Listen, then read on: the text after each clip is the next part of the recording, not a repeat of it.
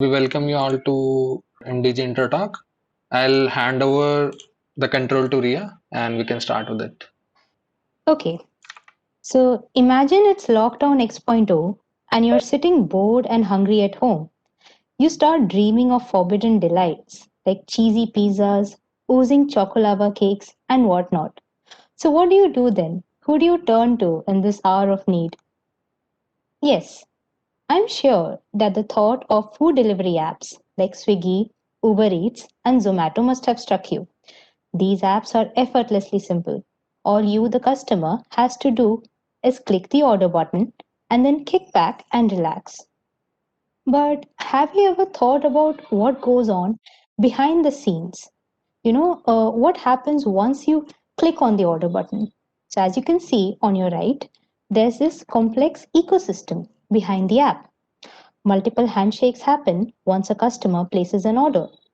For each of these features and steps, there is a formidable tech stack and algorithms at place. An example would be the feature that computes the time it takes to deliver the food. Predicting this food delivery time requires complex deep learning architectures and other artificial intelligence techniques, all of which has to be smoothly integrated with the rest of the app features. Now, this was just one example of one feature that you guys use. A single mobile app consists of many features that require smooth functioning from both client and server end. While using these friendly apps, you might not have given a second thought to what goes on behind the scenes of a particular feature. What is the kind of data being fetched from the user end? Where do we store this data? What are the possible computations being done on it? Etc. etc. So, here's our first question to you guys. Think of an app feature that has a popular functionality and it solves a problem, but this is something which we as users take for granted. For example, the search feature. The search feature is something which we all have come across on multiple apps, be it Instagram or WhatsApp or even Amazon. So think of other such features which we use in our day to day lives and just drop it in the chat box below. And one of us is keeping track of you guys. So do we like please enthusiastically interact because we'll be discussing this at the end of the segment. So coming back. Coming back to mobile development. So, mobile development is not just limited to app development, it also involves dealing with efficient storage and database management systems, cloud computing, backend frameworks, and APIs, a lot of interesting technologies, which mean that our developers learn a variety of tech stacks while bringing ideas to fruition on your mobile phones. Artificial intelligence and blockchain are also some advanced technologies which are now being part of mobile services. And this is who we are, guys. This is what we do at MDG. MDG stands for Mobile Development Group, and as mobile developers, we work on ideas involving intricate tech stacks and concepts to build user friendly applications. Just like the example of Zomato, Amazon, and countless other mobile services, we also aim to make lives easier for people all over. Now, my friend Ankita will tell you guys more in detail about what we do here at MDC. Okay, thank you, Ria. So, hello everyone, and now let me clue you in exactly about what we do here at MDG. So, the first and the foremost thing that we do here is obviously mobile app development. Many problems in this world can, from handling your bank accounts to binge watching your favorite shows or movies, all of these can be solved by just a simple mobile application. Our main motive here is to bring all those solutions and possible technologies to your most handy gadget, that is your mobile phone. All right. So now, since we have talked so much about problems, let's have a closer look at some of the most amazing apps that we have developed here at MDG. Next. All right, Appetizer. So the Appetizer app brings the best of mess experience to your Android and iPhone devices with real-time notifications, display of mess menu, and a feature which lets you skip any meal which you're not excited about. And let me tell you, it is not just limited to skipping a meal, but also getting a rebate for the food that you didn't have. Music DNA. So it is a full-featured music player that combines the usefulness of a clean traditional music player with amazing visualizations or DNAs generated based on the currently playing music. This player allows users to play both local music as well as stream music directly from SoundCloud. And the popularity of this app can be easily seen with the 50K plus downloads on Play Store and 2K plus stars on GitHub. So yeah, it was a quite a popular app. Codefile. So this is a social networking application for competitive coders where you can track your and your friends' progress, be informed about all the existing coding contests, and a lot more. Well, this app is yet to be released for public use very soon, and it's also open source, so you can also contribute to this. Splitter. This is a 2D game that was developed, and here your aim is just to avoid the spikes and climb higher and higher to reach out to the tunnel.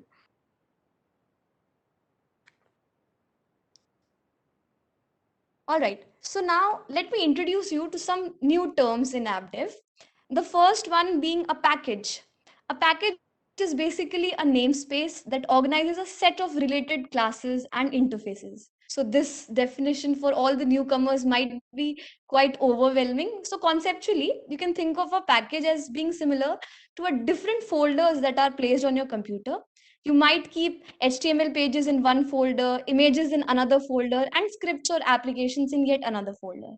And what a library is, it is basically a collection of all these packages. Just like we have in literal sense a library as a collection of books, it is basically a collection of packages. And the main purpose of this library is to offer a set of functionalities that are ready to use without worrying about the subsequent packages. So what you can do is you can exactly include a library in your code where you want to add a specific kind of functionality. So now uh, let's have a look at some of the awesome libraries that were developed by MTG members. All right, so mentioned in Code Magic's ebook, Flutter Libraries We Love, alongside 57 other great libraries, Animated Text Kit is a collection of some cool and awesome text animations, and it was made in Flutter.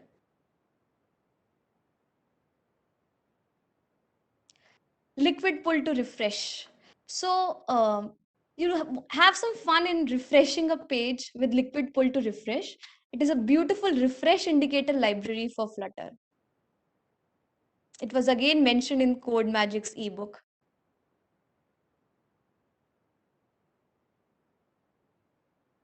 Emoji reaction view. This is an Android library to make some cool emoji reactions on any image view in an app. It's just similar to the manner Instagram does this. And fun fact, it took our team members just 3 weeks to develop this.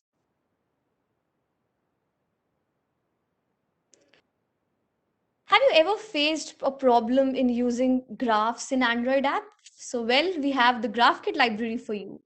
Also, navigation was never so beautiful and smooth until we came up with the awesome navigation action bar library. Okay. So, in any kind of software development, we often come across the term open source. What is open source? It is basically a software whose code is open for all to see and build further upon.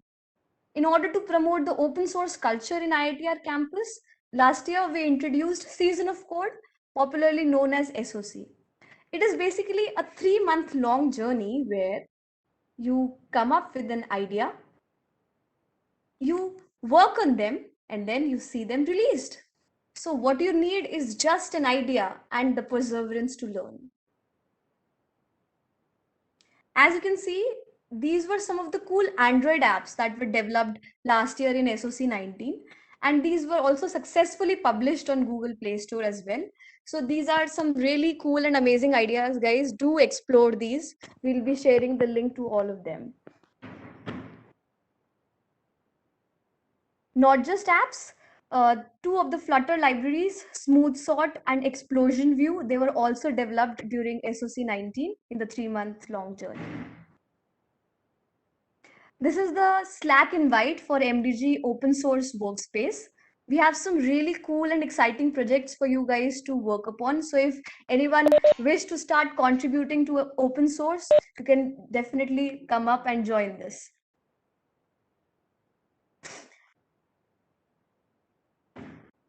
Apart from these, we also conduct various workshops, lectures, and seminars for the campus Janta to keep them updated about the latest developments in the technical world.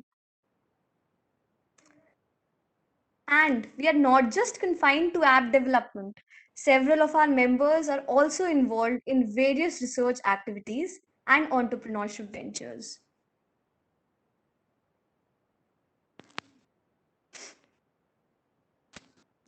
But we don't stop here. At MDG, we are really blessed to have been connected to a myriad of awesome people whose journeys have been a guiding patronus for all of us. Going through a pandemic is something non pedestrian, and it can be really, really daunting to be productive amongst all this chaos. But as Dumbledore would have said, productivity can be found at the darkest of times if one only remembers to spark some inspiration. And therefore, to spark some enthusiasm in the campus Janta, we bring to you MDG Talks. MDG Talks is a chronicle of the lives of our former members and the amazing things they do after Roorkee. So now here is a small glimpse of some amazing moments from MDG Talks. It is basically a podcast where we interview our alumni members, and you can check out all the full episodes on official MDG YouTube channel. I had no idea, Yeah, now it is fine. like say anything and how neural networks work or what they do. But the idea of automatically recognizing a handwritten digit, it sounded very cool to me, like to a kid who was like 5 years ago from now. So yeah, I pinged him and he gave me a link to this book and he said that you can start from here. And I basically like read through it in a week, almost like binging through it. So I did not know Python, not even the syntax back then. I had mostly worked with Java and C++. So through the first chapter of that book, I picked up on like basic Python syntax, and it was like my first ever piece of code written in Python and my first ever neural network. And then I visualized the images and I checked the predictions, and it was like working pretty well. I just uploaded a GitHub repo and posted it on Hacker News, and I did not totally expect it, but I got some like 600 plus stars in a week, and it was trending for a week on GitHub, and I think it was the first time for me. The motivation part was more because of IT Roorkee and their alumni and the exposure we got. So that is the kind of culture we get at IITs and prestigious institutes like us, that you get a confidence that people have already done it and you can also achieve it. I guess it took around 3 years. From the first year, obviously everyone dreamed to do something, and for me it was not research, it was a startup course. I wanted to be an entrepreneur. So from the day when I came into college and I did a lot of experiments, I don't count them as startups, but yeah, they were kind of startups from the first year, asking my friends to work with me, work hard to achieve something. But again, it was all failures and learnings. And that is how I started and came to a stage when there was no reason not to do it. Yeah, I think I can relate to your situation that when you are in undergrad, I think you feel very pressured that like whatever small decisions that you will make will change your life.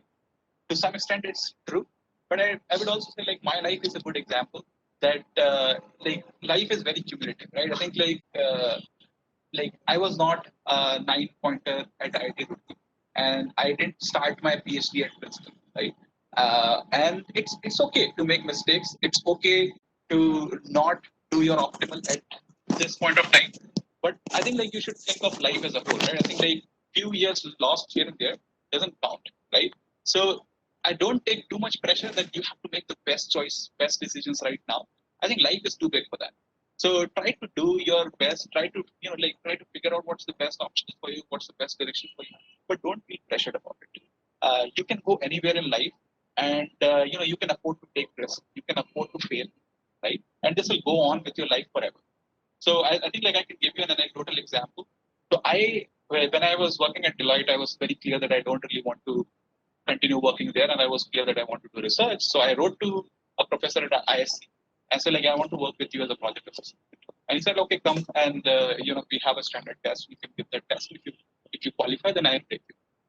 So they gave me a test, and I was from EC. I never took operating systems, and all the questions in that test were from operating systems. I couldn't answer much. And then I kind of when I gave the test, I realized it's not going to work out. I went back. I actually I was in Hyderabad and I came to ISC Bangalore to give that test, and I went back to Hyderabad. And then the professor emailed me that I saw your test results. Can you come and meet me in 1 or 2 days? I was like, why is he calling me? And then I took the train, went back to ISC Bangalore, and then he told me that yes, you have failed miserably in this test, but I still think that you can do a good job with this type of research, and maybe the standardized test is not the right way of judging you. And he took a chance on me, right? And him taking a chance on me changed my entire perspective about life. Hello everyone, I am Akshay Srivastava, designer at MDG. So the question comes that what is design? People often think that design is all about the way things look. Aesthetics are an important part of design, but it's not the only one. Here is what design is all about: making things better than they were before, identifying something that is not working, going deep into the problem, exploring potential solutions to fix it, and deciding which one of the solution works best to the goals of the project. As we can see in the slide, yes. So here is the image of a door. Can anyone tell me that what is the potential problem with this door? Anyone, if you like to answer?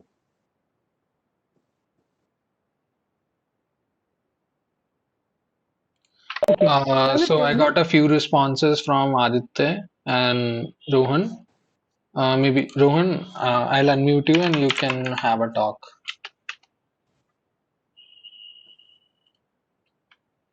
Yeah, Rohan, now you can speak. Sir, according to me, there's a problem that when we come closer to the door, that we have to pull the door instead of any other.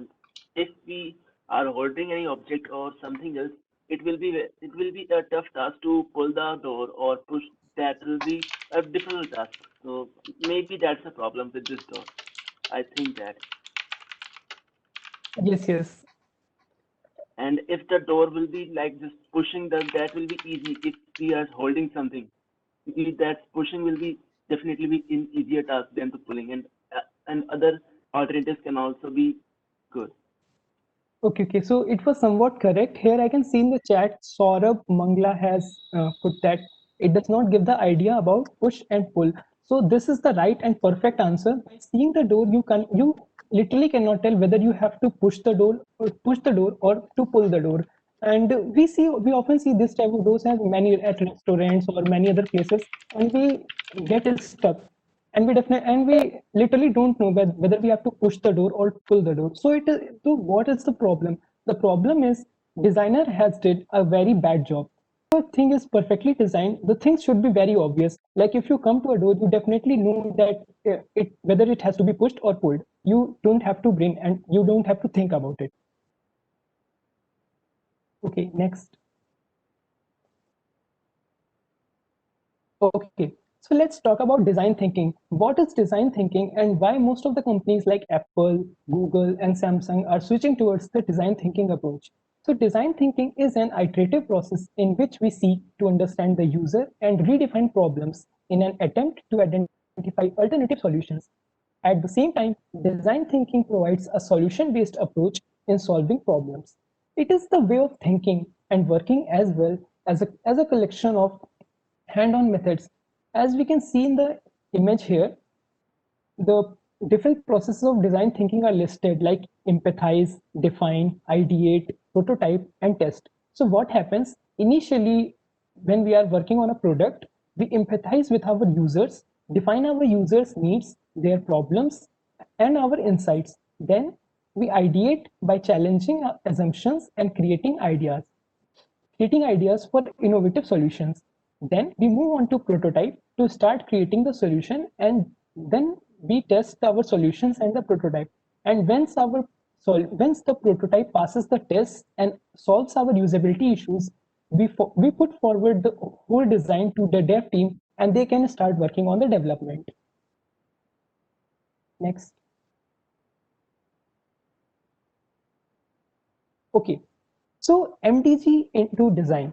So what do we do? So what do we design at MDG? We design interfaces, but it isn't as simple as it sounds. It involves a lot of brainstorming on ideas, finding problems, and then suggesting solutions. Wait a minute. Did I just say finding problems? Yes, finding problems is half the solution. Our goal is to provide value to ITR Janta through our products. Now, my friend Anushka will be telling you more about the human-centered design and UI UX processes. Thank you, Akshat. But before I start with this section, I want to ask you guys, what is your favorite app and why? Drop your answers in the comment section or raise your hand so we can unmute you.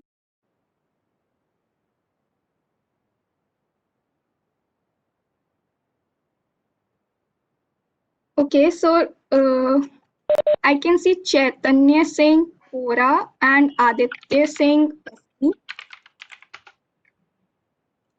And someone is saying Google My Pocket Library. Okay, so there are a lot of answers from you guys. And I think just to add on, Anushka, like, can we ask them why do they like Quora or Facebook? I asked why only. Yeah, Chaitanya, I have unmuted you. If you can tell why do you like Quora and what's the value point about it? So on Quora, I can learn many new things, and I can also ask questions, and the interface is also pretty good. Yeah. And what about someone who said WhatsApp? Ayush Bansal. Just unmute them. Yeah. He's Ayush Bansal, right? Just a sec. Yeah, I have unmuted you, Ayush Bansal. Hello. Yeah, we can hear you. Yeah, I actually like WhatsApp because it's provide all features and it's like we don't need to put efforts using WhatsApp. It's like we have all the features at one page and all our chats. It's very easy to use WhatsApp, and of course, like there are lot many apps, chat apps, but still WhatsApp has its own place in all over the world. WhatsApp maintain its Right, makes sense. I understand what you all are saying. Everything comes to the point that the interface is really good and it's easy to use. Something like you don't have to think about it. No one has to teach the skill to you to use that app.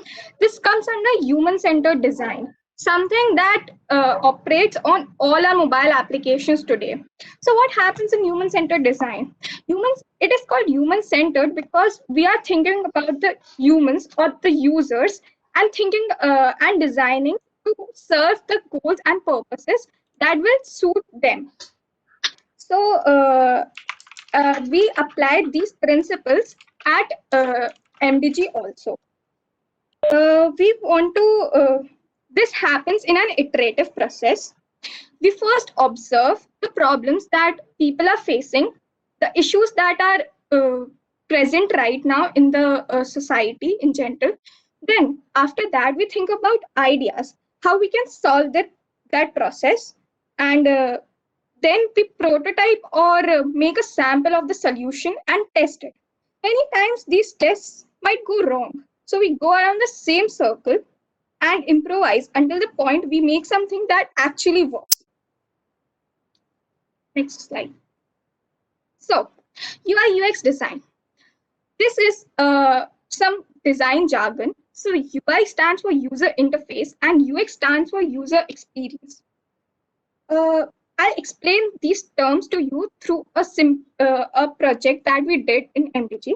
So in this project, the challenge was to design an audiobook app that is personal, interactive, and more useful to the user than a normal book.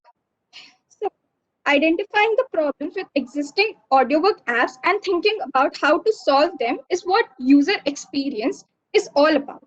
And creating intuitive, beautiful, interactive interfaces is what comes under UI design. We'll release this project soon, so check out for the complete concept. Motion design. Motion design is UX choreography. Motion adds an extra edge to your UI and enriches the visual experience.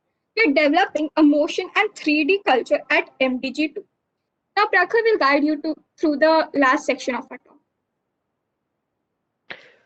So hi everyone, this is Prakhar Gupta, and now I'll be answering a very obvious question for you. Why become one of us? Well, let me give you some reasons for it. At MDG, we have one of the best track records in getting selected in prestigious open source events such as GSOC or Outreachy. For those who haven't heard about open source ever, these are software products available with its source code. And in such internship events, people are selected by the organizations for contributing to such projects. In 2020, 10 MDG members had been selected along with one first year member for GSOC and Outreachy. In 2019, this number was 13. But our reach doesn't stop here. Our members had participated in various tech events and have won many hackathons. Our members had won first prize in the Productathon organized by eSummit in 2020 as well as 2019. We'd also won prizes at other global and national hackathons like Hack the World, PySinex, and the Hacking where we won the second prize. This is just one of the perks of being in our group. You will always have an awesome team and a god level mentorship. Our members had continued to show great drive and ambition even after college. Several alumni have founded great innovative startups such as FamPay, Pharmaco, PowerPlay, Rephrase.ai, etc. Do check them out, guys. Well, as far as research and academia goes, our people have been among the very few selected ones who got accepted in PhD programs at prestigious universities such as UC Santa Barbara, University of Michigan, etc. Well, we had always been placed at finance and tech giants like Microsoft, Nutanix, Goldman Sachs, JP Morgan, Samsung, and Adobe. So this was all about the awesome alum network that our group has. Now, let me mention the most important reason, that is our amazing group culture. The awesome trips, the awesome chapos, and the meets. All the fun we have together is what makes us a family. Well, so this was it from our side. Now we want to hear from you. Yep, now it's the big brain time. I'll be asking you a few questions and you have to just drop the answers either in the chat box or we'll unmute you. You can ask us to unmute you. Okay, so let us see. The problem number one. Imagine you have a 10-line question and you want to Google it.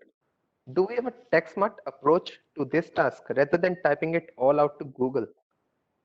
You can drop your answers in the chat box. Like copy paste, like if you have a question on a piece of paper, you can't actually copy it.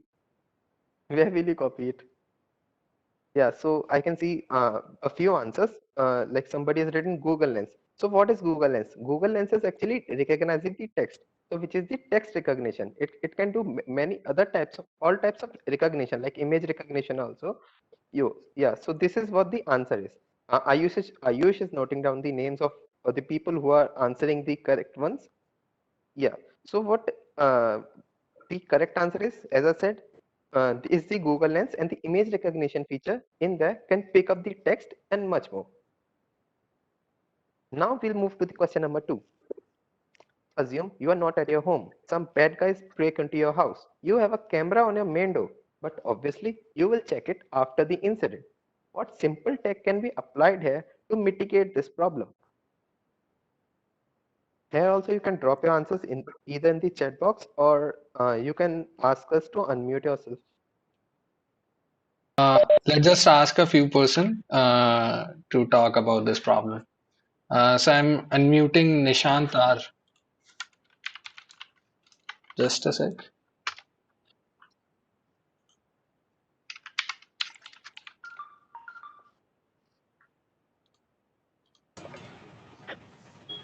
Nishant, you can speak. Yeah, so Nishant, Yeah. what do you think? Like, what can be done over here?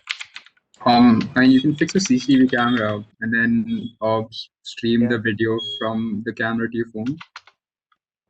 Yeah, so like this is a very straightforward answer. Like what we can do, like we can just straightforward connect a camera to a mobile phone. Like that would definitely stream the video on a mobile phone. And many companies like CP Plus and a Vivint company also does that. But like, can this approach become better and convenient? Like assume you are not at your home and like the camera recording is going to stream on your phone, but obviously you might be like watching a movie. What extra convenience can be made to this approach? Prakhar, let's just include Mayank as well to this conversation. Yeah. So we can use a motion sensor basically Yeah. that So would like. notify you Mm-hmm. that somebody is breaking into your house. Mm-hmm. Yeah, so like what convenience can be made? Like you can have a like a special feature in your app, like you can turn it on when you go out of your house. Like tell me if someone if you detect the camera detects some motion in the scene. Like we can say, we can say like the image recognition or the video recognition or object recognition can also help us. Like if it recognizes a human being, like the technologies, the different libraries we have nowadays can recognize the people, the humans also.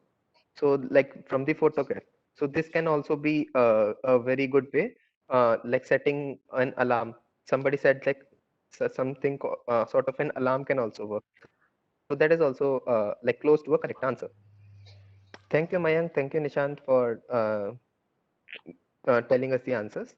Let us move Thank you to the everyone next else problem. for your responses. We are Thank you, not able to take all of yours, but Yeah, thanks. sorry for that. Like you can answer the next problem. We have another problem for you. Yeah, yeah. So this is the third problem. Suppose there's person X who's a medical emergency. He's admitted to a hospital, but doctors need to trace his medical history. What can be done in such an emergency? Remember, there's an emergency, and somebody in an emergency won't get all his records with him to the hospital, obviously, because it is an emergency. So what can be a tech smart solution to this? So yeah, we're getting multiple responses.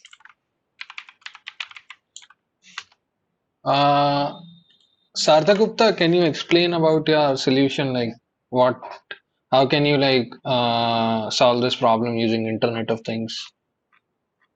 So basically, am I audible? Yes, yes, yeah. Yeah, you are audible. Okay, so I don't know much about Internet things. I got to know about it through one of the earlier intro talks. So according to it, if we can have like data stored collectively on the cloud, say, so if an accident happens, we can note this person's accident happened, and if we have its person data, medical data on the cloud, then we can just directly send it to the emergency room ER, wherever that has happened. Okay, so yeah, so the idea is correct, but the technology might not be like well suited. The technology you said might not be well suited for the idea you presented, but the idea is very genuine and like a good idea. And this is Another thing, what Prakhar, just to add on, Chaitanya also mentioned Mhm. chip implant or something. I have unmuted Chaitanya. Can you explain about this? Yes, so we can use we can store all the medical information of the person on a chip which always stays with him, so that in any case we can retrieve the information, including the identity and so that we can also contact the family members or something. Mm-hmm. Mm-hmm. Yeah, so this seems to be another nice solution, which is like in this solution also we just saving the data or the history of a person from time to time. Yeah, right, Chaitanya? Yes. Yeah, so this What is about you, also Sampanna?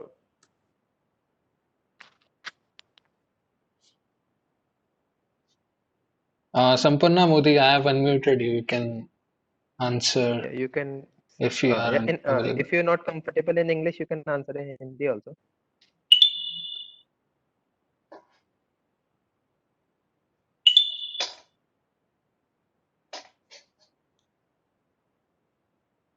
So Okay. let us take Ayush Bansal. He's saying something about Just a sec. like medical records.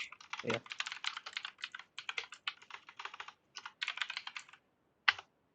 Yes, I have unmuted Ayush Bansal. Yeah, am I audible? Yes, you are. Yeah, you're audible.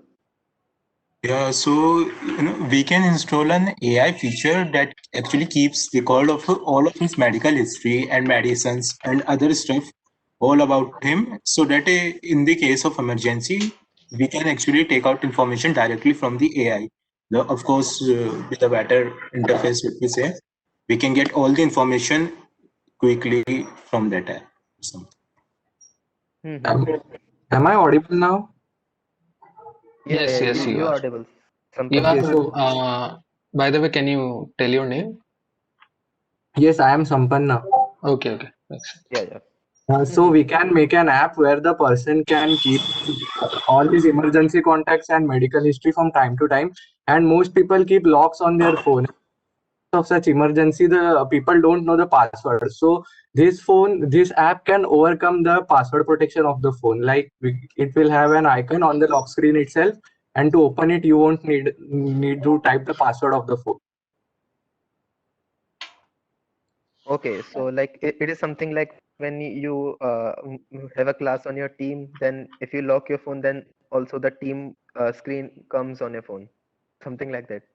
Like you don't have to unlock it again if someone has experienced that. No, Well, I have not experienced that, but we can keep an icon of that app on the lock screen itself, and whenever we want to press it, it will open automatically without asking for got password. it. Yeah, correct. Like that, Microsoft Teams also, the Android version also does something similar to that. Yeah, that is a nice idea. So, But some Ayush, do we have? Yeah. Yeah, just to Ayush, add do on we to have? this,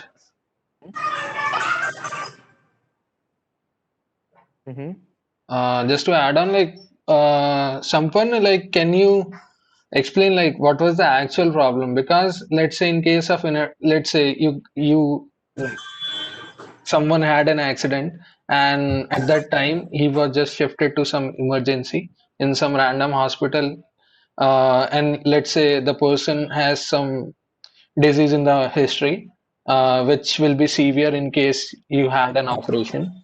So in that case, access to those medical history and the previous reports is very crucial, right?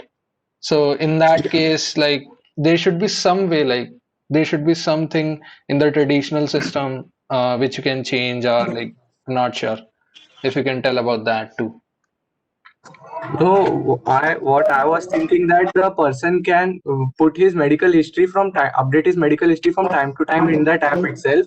So when such situation arises, it can be easily accessed from his phone if he has his phone at the time of accident. But if he doesn't has his phone, then it won't work, I guess. Right. So it might just lead to a central database, right, where everyone's medical history is Yeah. present and some doctors can access that. Yeah. Yes. Yeah, Lokesh Verma. Right. Prakhar, you can Yeah. continue. Shall I continue? Yeah. Yeah. So yeah, these ideas are very similar to what a startup Pharmaco does. Like Pharmaco is a startup of our very own alumni.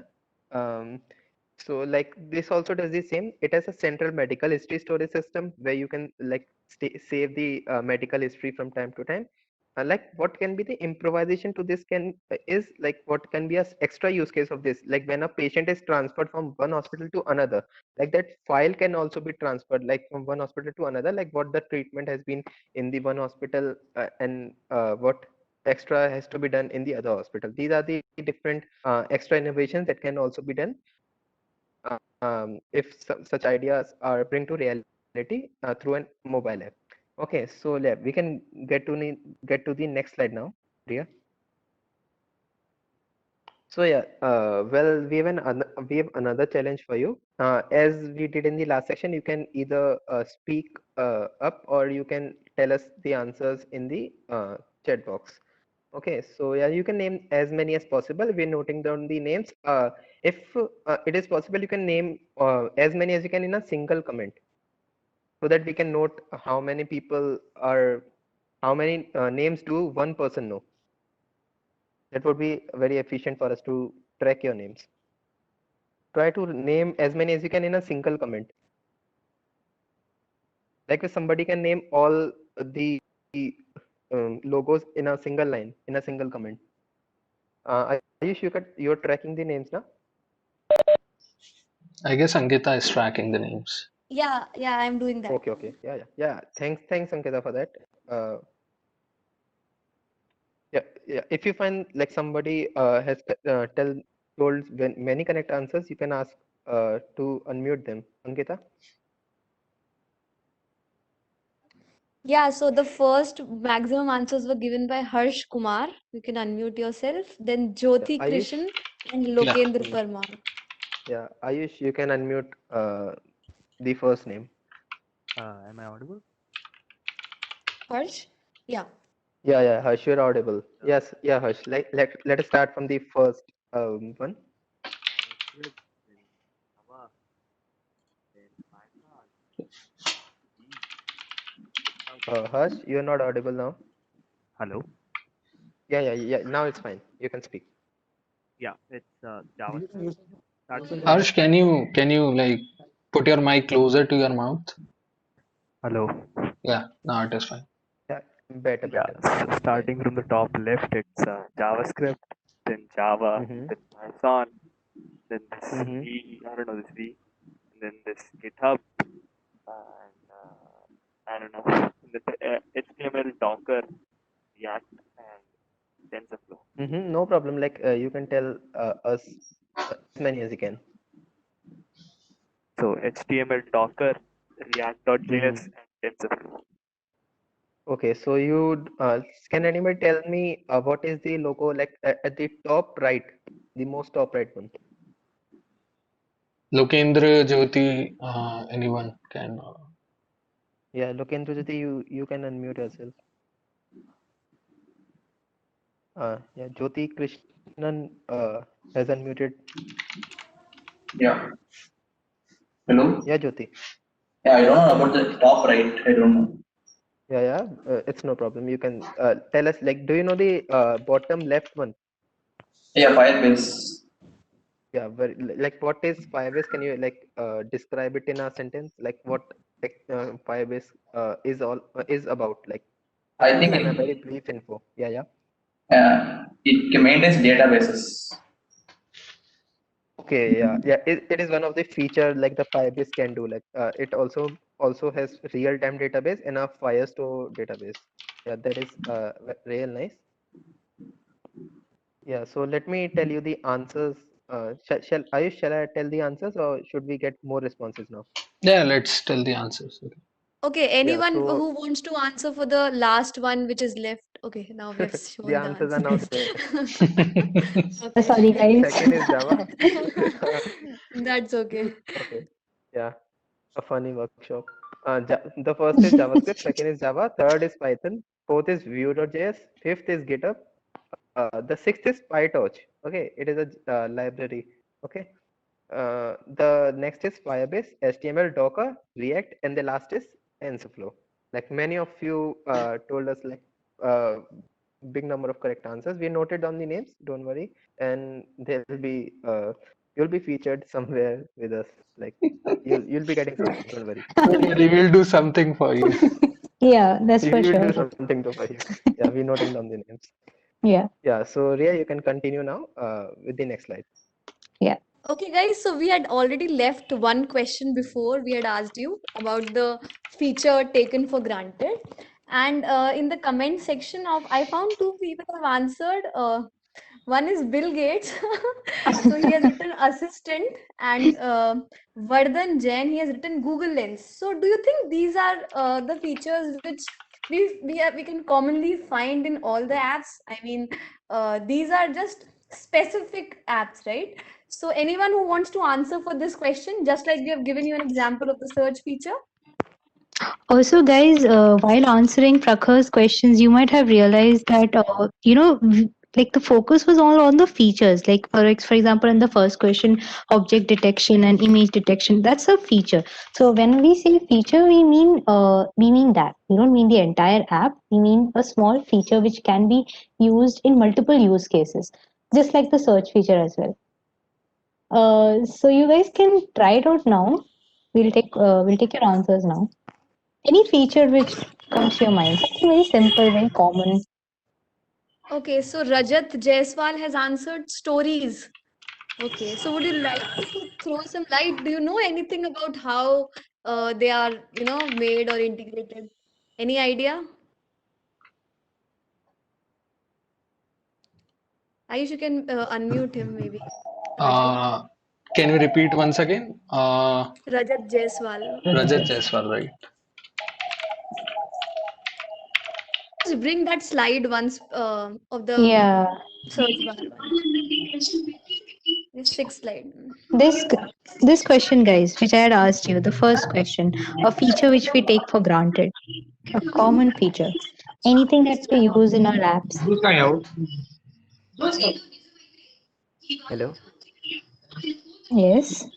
Yeah, I Rajat, think I have stories unmuted feature. you. Yeah, I think stories feature is quite popular in many apps like Insta, WhatsApp, and LinkedIn. It's like going in every app. Okay, so you mean all the kinds of social media apps these days have the Yeah, yeah. stories feature, right? Hmm. Okay. Also, we have an answer, sort feature. Okay, Yeah, that is that's a good interesting. answer. That's Yeah. a good answer. Dhruv Mehrotra. Navigation bar is another very one of the very appropriate answer. But navigation bar is quite an easy to use one. Matlab, it doesn't require very complex programming or sort of. Chatting feature is all, yeah, it's also a very nice answer. Saurabh Mangla. Share feature. Someone's written about spelling out auto correct as well, and tab completion. I remember seeing tab completion also. Yeah. In the search bar also we have the autocomplete feature so that it is all Mhm. or integrated itself. Yeah. All right, we have enough of the answers. Okay, Ria, you can continue now, I guess. Okay, so guys, that was a wrap from our end. Let me look at the last slide. Let's just take a few questions that we got in the beginning or in the mid Oh yeah. of the inter talk. Yes, So we are now open for queries. So you guys can raise your hands and we'll be taking any questions. If you want to drop them in the chat box, that's also cool. If you want to raise your hand and ask us to unmute, we'll do that as well. Yeah, one more thing, like we'll be sharing YouTube channel link where you can see the MDG talks. There are six different episodes from different from people in different fields. Okay, so they're really helpful. Go watch all of them. Also, Other all than the that, we freshies these days are you can follow us on the Instagram and Facebook for regular updates on what we do for you especially. also okay, so guys the can follow first fresh. question was what was the difference between MDG and SDS? Ankita, I think you can answer this one. Yeah, so the basic difference between SDS and MDG. On the development side, as I've already mentioned before, the major motive of MDG is to bring all the possible solutions to a mobile phone. matlab we don't we also we work in webd and all other kinds of technologies. We are ready to explore all of them, but our main goal, our main motive is to bring all those things to a mobile. So that is, and that's not the main motive of SDS, I guess. So the difference which I personally relate to the most is MDG Talks. That was a great initiative that we started this year. So that really, matlab, I personally have taken 2 interviews and interacted with people, and the kind of motivation experience that they tell you, matlab, that's really something great. So and connecting with so many people, so many alumni, really strengthens all your connections. So that is one big difference. So yeah, I guess these would be 2 major things that I feel. Anyone would like to add on for this? Ayush? Yeah, like So basically, I like this was asked by Arshia Garg.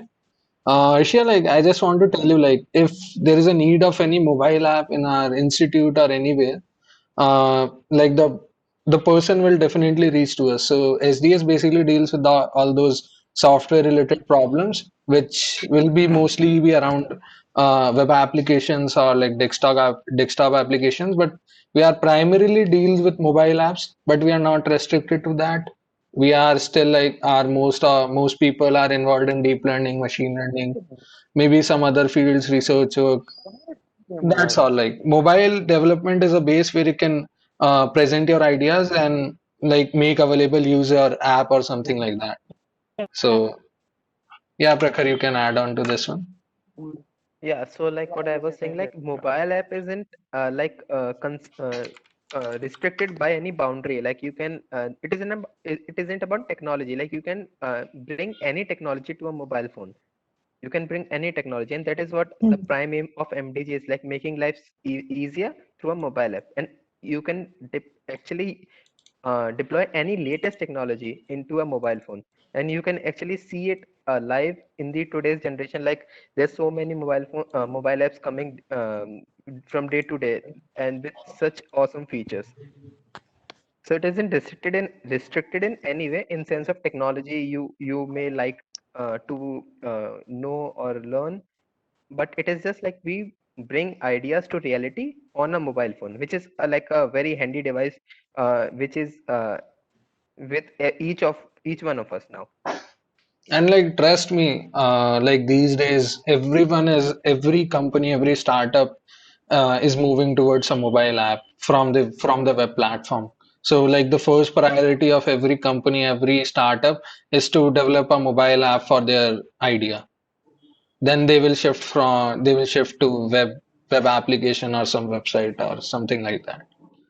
Also, just to add on, like someone has asked what is the difference between MDG and IMG. So IMG works for institute related stuffs. IMG is not a part of STC.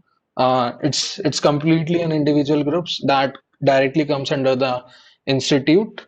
So they only work related to the institute applications or the just as you've seen channel I notice board placements and all that thing. So they are not solely an independent group or like work on the release applications for like public use or something like that. Like the thing that they worked on should be related to institute somehow. Okay. Another question. Due to syntax error hackathon, I am getting many doubts regarding app making. Can I ask you my doubts? How can you approach you? Diva, you can take that question. So, guys, do not hesitate to come to us with any doubts whatsoever, be it related to the syntax error hackathon or any other hackathon. We're always open to dev related questions, and we're here to help you out. So, yeah. So Also, just if to add anyone, on, yeah, Akshat, go on. Yeah, yes, they're also if actually anyone, asking the way, One second. the way to communicate. Yeah, they're asking the way to communicate. Yeah. Okay. So for that, we have here, we have provided you with a link here. We'll be also somebody please drop that into the chat box. So you can come say hi there. Also, you can also reach us on our Facebook page as well. So any of the 2 mediums are just fine. Yeah, you And can also message also us we on have Instagram. provided the access to the MDG open source community, you can also ping some members over there personally so that we can help you. Just to add on, syntax error has been organized by SDS. Like we don't take any part in that. So like you can ask us informally, but yeah, as per the formal manner, we are not associated with syntax error. Akshat, if you have anything, you can add on. Yes, yes. I was just saying that if anyone wants to ask anything related to design, that how we design, what processes we follow, and anyone related to that thing or design thinking, so you can put your questions in here or connect to us at any time. Right. So another thing is that like what everyone is asking about the recruitment process, how can I take part in SOC? I don't know anything about mobile dev, Java, or any of the app dev. So guys, just to answer this question, we still not decided about like how we're gonna recruit. Like in the past years, we have organized some programs like Season of Code, in which we don't want that you know about how to develop apps, but in that process you need to submit a proposal about your idea and what you're gonna do in the next 1 or 2 months, so that like in those 1 or 2 months you'll be developing an app related to your idea and publishing it to Play Store for others.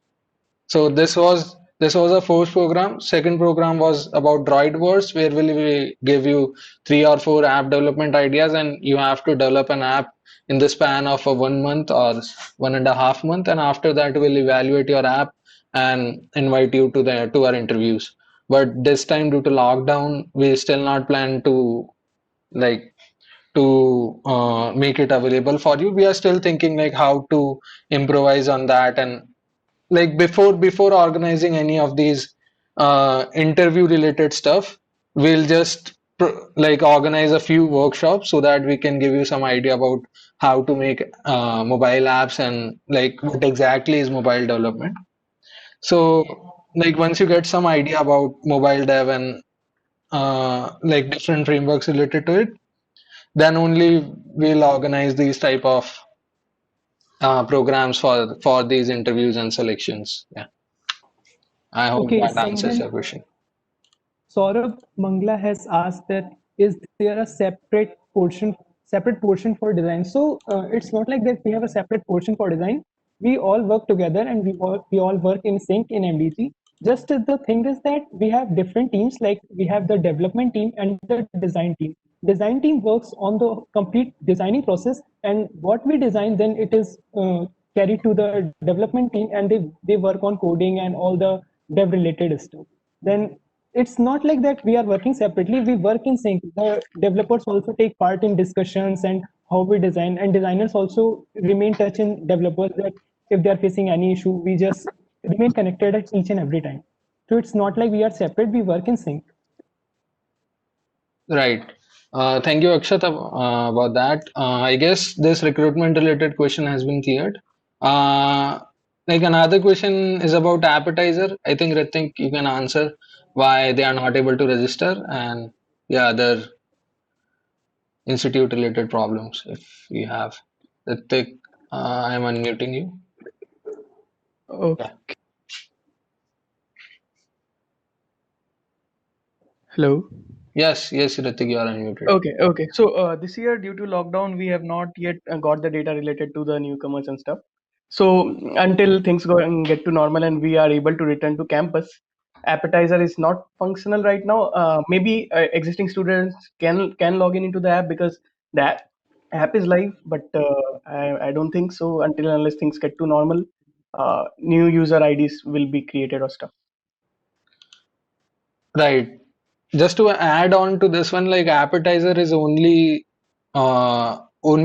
usable when you are in the campus and eating mess food. Like when you are at your home not using the mess, then it is of no use to you. So like if you are not able to use appetizer, it doesn't make sense. Like if you want to use that. So by the way, like another thing that one person has asked is that like is the recruitment held only once?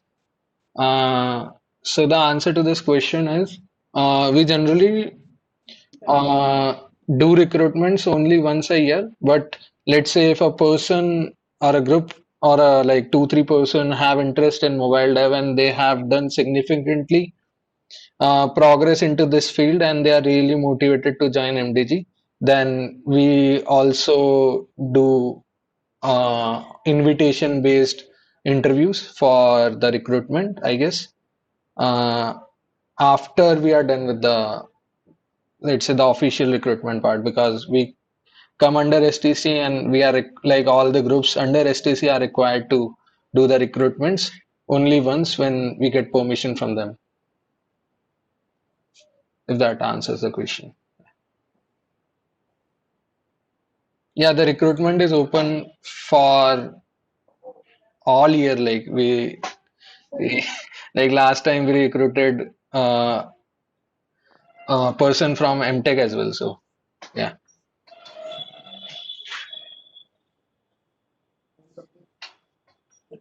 Okay. Another question is the most development done in Java? Can someone answer that question? By development, if you mean app development, then primarily we do use Java, but really that depends on you really. I mean, if you want to use some other language, if you want to use Kotlin, go ahead. We don't have any fixed restrictions as such. But yeah, like some of us do use Java, most of us do use Java. And as far as overall development goes, well, then that's up to you, which language you want to use for whichever application or whichever idea. We are not restricted to any particular language in general. Yeah, so it Yeah, it's totally more. depends upon like which framework do you like. If you are familiar with Android, then you'll be mostly developing either in Kotlin or Java. If you are an iOS developer, then you'll be coding in Swift. Or like if you use any cross-platform framework like Flutter, React, then you'll be using a Dart or JavaScript for the development. So, right, if that answers the question. Okay, guys, then let's just end this intertalk here. It's been very great to see you and see you soon in our workshops and future public webinars. Okay. Thank you, guys. Thank you so Thank you, much. everyone.